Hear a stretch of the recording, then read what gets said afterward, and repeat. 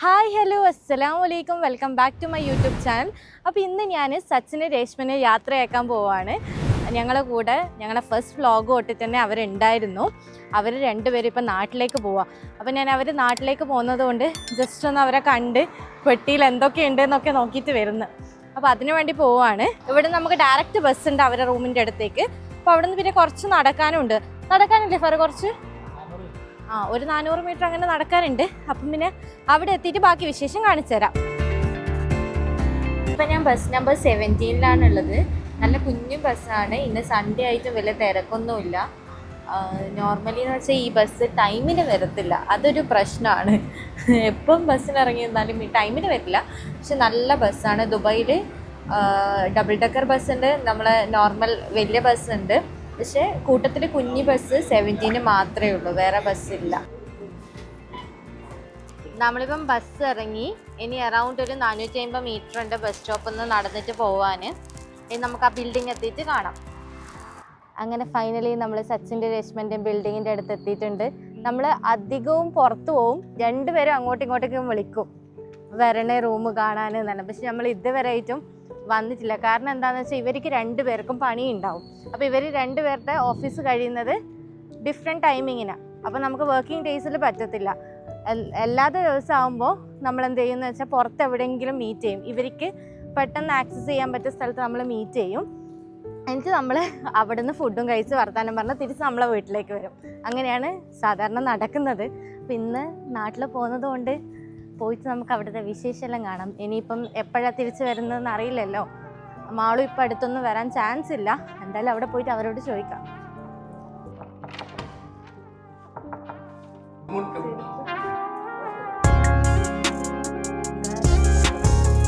നമ്മൾ ഇവിടെ വരുന്ന പേടിച്ചിട്ട് മാള് പോയി കണ്ണ്.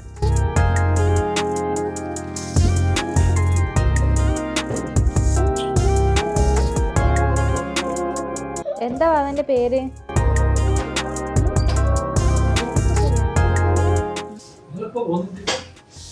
ഞങ്ങൾ നാളെ 5:40 പോവാ.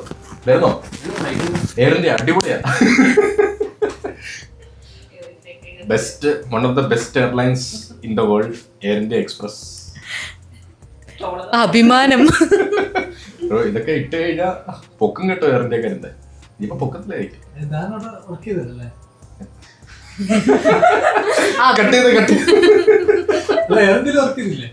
ചെയ്ത്. ഞാൻ മുംബൈ എയർ ഇന്ത്യ എയർലൈൻസ്. എത്ര വർഷം? ഞാൻ എത്ര വർഷം? 1 വർഷം. 1 വർഷം. ഇത് ഇന്റർവ്യൂ. സച്ചിൻ ജോലി ചെയ്യുന്ന സമയത്ത് ഇങ്ങനെ തന്നെയാണ്. എയർ ഇന്ത്യ അടിപൊളിയാണ്, ഒരു കുഴപ്പമില്ല.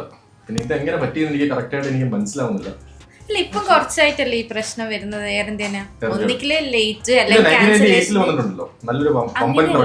ക്യാൻസലേഷനും ലേറ്റും അല്ല ഇപ്പൊ അല്ലേ വരുന്നത്?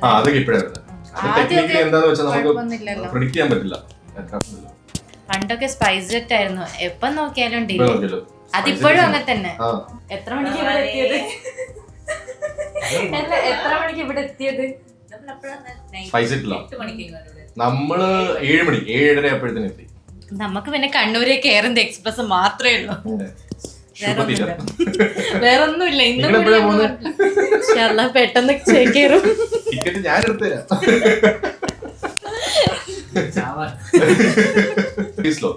അല്ല, ഏവിയേഷനില് സീരീസിൽ ഉള്ളതാണ് മർഫീസ്ലോ. മർഫീസ്ലോ എന്ന് പറയുമ്പം നമുക്ക്, അതായത് എന്തെങ്കിലും ഒരു ടെക്നിക്കൽ എറർ അല്ലെങ്കിൽ എന്തെങ്കിലും ഒരു ലൈഫിൽ അത് വരണമെന്ന് വെച്ചാൽ അത് വന്നിരിക്കും, നമുക്ക് തടക്കാൻ പറ്റത്തില്ല.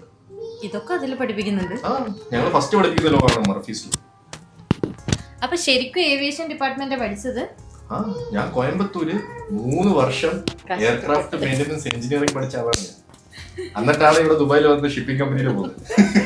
അല്ല, എന്നോട് മുന്നേ ഒരിക്കൽ പറഞ്ഞു തോന്നുന്നല്ലേ എയർലൈനിൽ വർക്ക്? എയർലൈനില്ല, ഞാൻ ഇൻഡിഗോ എയർലൈൻസിലുണ്ടായിരുന്നു. ലാസ്റ്റ് ഇൻഡിഗോ എയർലൈൻസിലുണ്ടായിരുന്നു, ചെന്നൈയിലുണ്ടായിരുന്നു.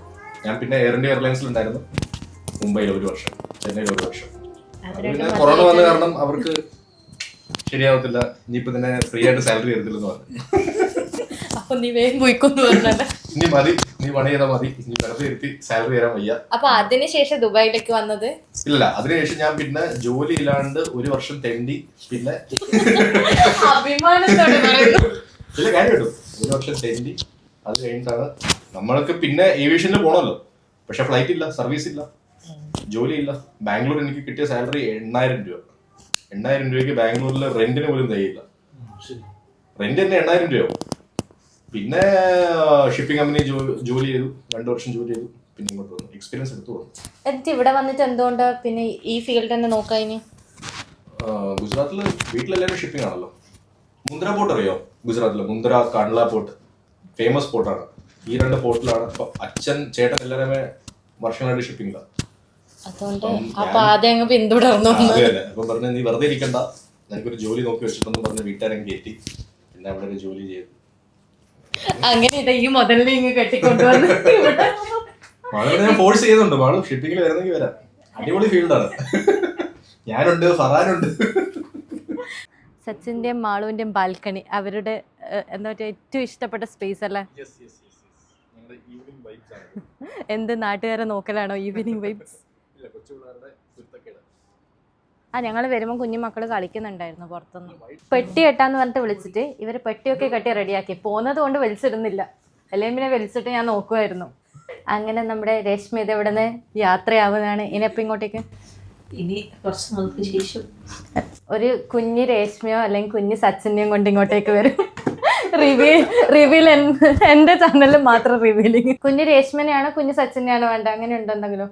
അപ്പൊ താങ്കൾക്ക് അങ്ങനെ പ്രത്യേകിച്ച് ഇനി അപ്പം പിന്നെ അങ്ങനെ നമ്മൾ പോവാണ്. ഇനി നമുക്ക് കരച്ചിലൊന്നുമില്ല അല്ലേ? കരഞ്ഞോ? നല്ലോണം കരഞ്ഞോ? ഉള്ളിലുള്ള വിഷമം പുറത്ത് കാണിച്ചോ? എനിക്ക് പ്രശ്നമൊന്നുമില്ല. അത് കരയുന്ന